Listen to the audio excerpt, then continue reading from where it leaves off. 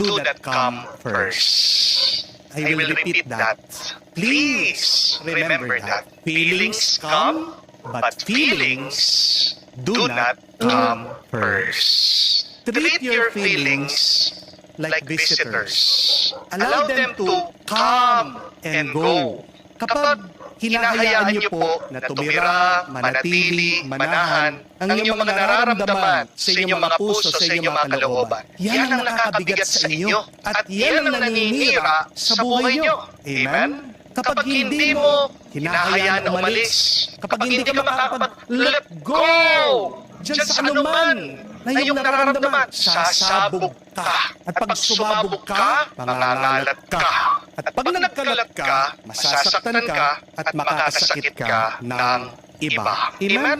When you make your feelings first in your life, you are worshiping